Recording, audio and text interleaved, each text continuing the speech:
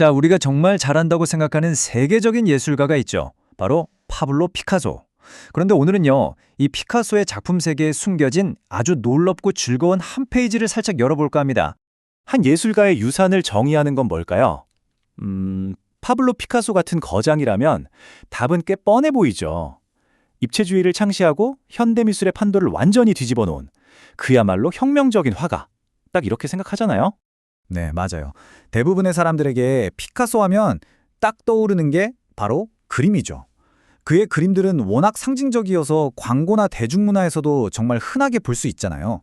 바로 이런 회화 작품들이 대중들 마음속에 피카소라는 이름을 새겨 넣은 겁니다. 자, 그런데 이건 어떠세요? 이 생동감 넘치는 작품, 뭔가 조각 같기도 하고 굉장히 기발하죠? 이것도 피카소 작품입니다. 그런데 이건 그림도 아니고 우리가 아는 그런 전통적인 조각도 아니에요. 바로 도자기입니다.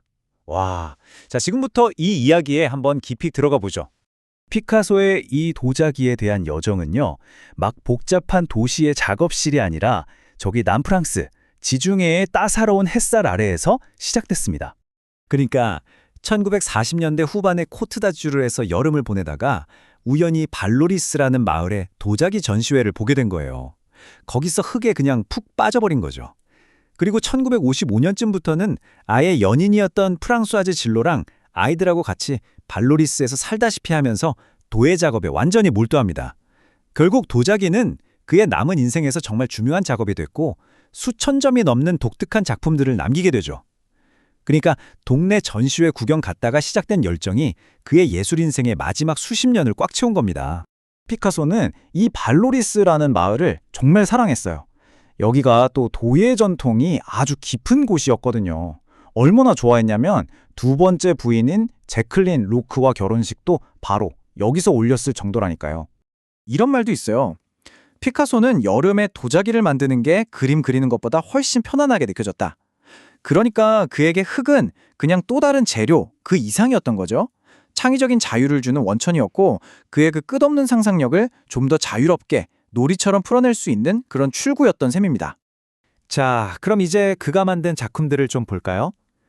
처음엔 접시 같은 단순한 것에서 시작해서 나중엔 주전자 같은 입체적인 형태로 나아가는데요. 시간이 지나면서 이 도자기라는 매체에 대한 그의 야망이 어떻게 커져갔는지 그게 정말 흥미로운 지점입니다. 보세요. 처음에는 이렇게 접시나 쟁반처럼 원래 있는 형태에다가 그림을 그리는 걸로 시작했어요. 그런데 얼마 안 가서 이런 기능적인 물건들을 막 해체하고 다시 조립하면서 완전히 새로운 조각예술로 만들어버리기 시작한 거죠. 이렇게 도자기는 그가 가장 좋아하던 주제들을 마음껏 펼쳐놓는 놀이터가 됐습니다. 흙이라는 재료가 가진 그 신선하고 손에 잡힐 듯한 에너지로 작품의 생명력을 불어넣었죠. 그의 작품에서 빼놓을 수 없는 주제, 바로 얼굴이죠. 이 둥근 접시의 형태를 마치 캔버스 프레임처럼 활용해서 그만의 상징적인 선으로 초상화를 그려 넣었습니다. 그리고 그리스 신화에 나오는 인물들도 정말 자주 등장하는데요. 이 작품 속 파우누스처럼 말이죠. 고대의 이야기를 현대적인 매체인 도자기로 가져와서 연결시킨 거예요. 동물들도 많이 만들었어요. 아주 장난기 넘치는 모습으로요. 특히 저 황소, 피카소의 작품 세계 전반에 걸쳐서 아주 강력한 상징이잖아요. 도자기에서도 어김없이 등장합니다. 올빼미도 그가 특히 좋아했던 소재 중 하나예요. 가만두면 올빼미의 형태가 화병이나 접시 모양하고 기가 막히게 잘 어울리지 않나요?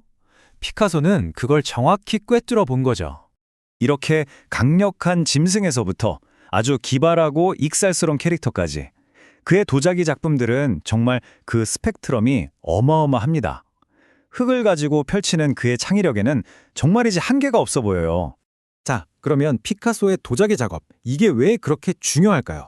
이건 그냥 잠깐의 취미나 외도가 아니었기 때문입니다. 그의 예술 인생에서 정말 중요하고 또 엄청나게 많은 작품을 남긴 핵심적인 한 챕터였던 거죠. 몇 점이나 만들었을 것 같으세요? 약 25년 동안 피카소가 만든 도자기 작품이 무려 3,500점이 넘습니다. 정말 대단하죠? 그리고 이 사진을 보시면 알겠지만 그의 도자기는 그냥 공예품 취급을 받는 게 절대 아닙니다. 전 세계 주요 박물관에서 앞다투어 전시하고 또 찬사를 보내는 아주 중요한 예술 작품으로 인정받고 있다는 거죠. 결국 이 도자기 작업을 통해 우리는 피카소의 또 다른 면을 보게 됩니다. 더 즐거워하고 더 편안해하고 더 실험적인 거장의 모습을요. 그러니까 그저 심각한 혁명가로서의 피카소뿐만 아니라 두 손에 흙을 묻혀가며 창작의 기쁨을 온몸으로 느꼈던 지치지 않는 창조자의 모습을 발견하게 되는 겁니다. 이렇게 숨겨져 있던 이야기를 알고 나니 피카소라는 거장이 좀 다르게 보이시나요? 역사상 가장 유명한 예술가 중 한 명에 남긴 하지만 많은 사람들이 잘 알지 못하는 이 엄청난 걸작 컬렉션. 과연 우리에게 어떤 의미를 던져줄까요?